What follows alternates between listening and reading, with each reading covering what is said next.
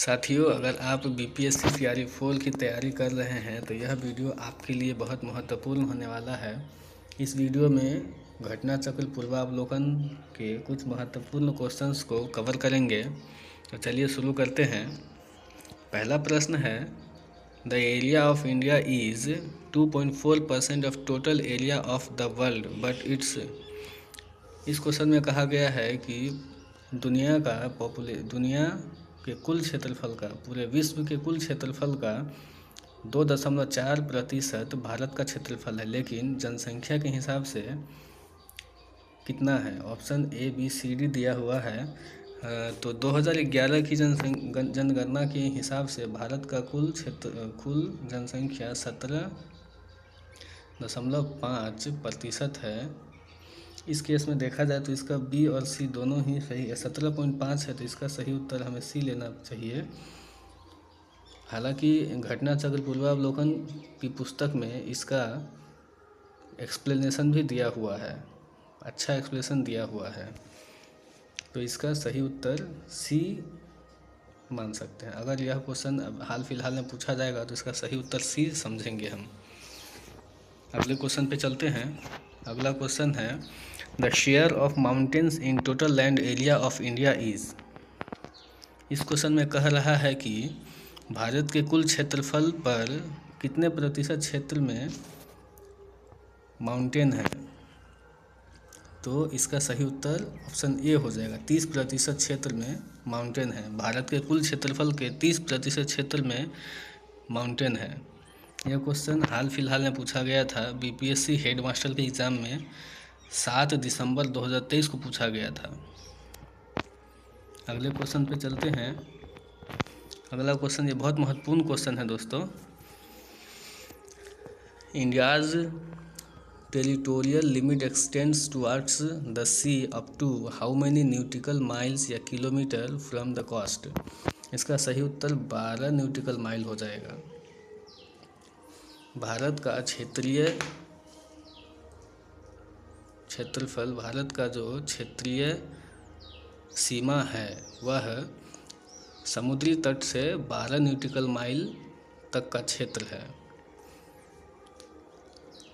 एक न्यूटिकल माइल में 1852 मीटर होता है। उस हिसाब से 12 न्यूटिकल माइल को देखा जाए तो 22.2 किलोमीटर होता है। इसका सही उत्तर सी हो जाएगा। अगले क्वेश्चन पे चलते हैं। अगला क्वेश्चन है, यह अक्षांश और देशांतर से पूछा गया प्रश्न है। यह क्वेश्चन बीपीएससी में ही पूछा गया था, पीआरटी में 2023 में पूछा गया था।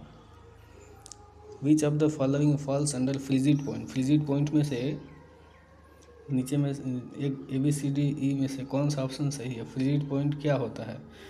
फ्रिजिड पॉइंट देखिए, ये ग्लोब है, ग्लोब में ये भूमध्य रेखा है, ये 23.5 डिग्री, ये 66.5 डिग्री, ये 90 डिग्री, ये 23.5 डिग्री साउथ, 66.5 डिग्री साउथ, ये 90 डिग्री। तो 66.5 से 90 के बीच के क्षेत्र को नॉर्थ पोल में फ्रिजिड पॉइंट कहते हैं, और 66.5 साउथ से 90 डिग्री साउथ को फ्रिजिड पॉइंट कहते हैं। तो इस क्वेश्चन में कहा गया है, उस हिसाब से देखते हैं हम।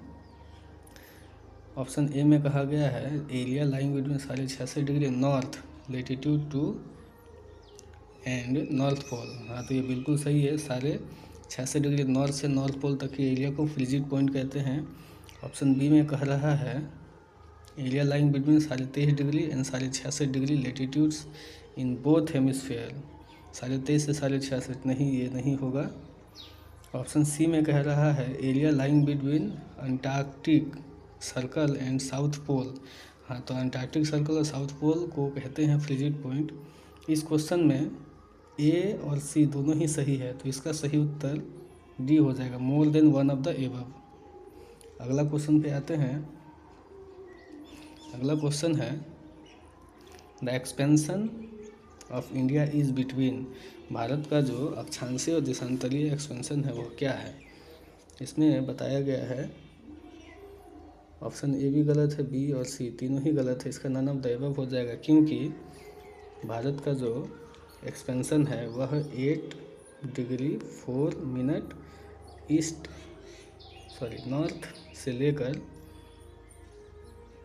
37 डिग्री 6 मिनट नॉर्थ में है।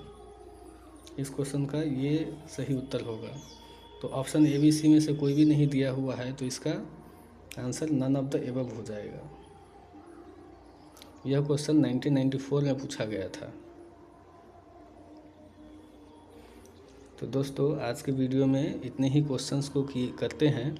अगले वीडियो में कुछ और क्वेश्चंस को मैं लेकर आऊँगा। तब तक के लिए धन्यवाद।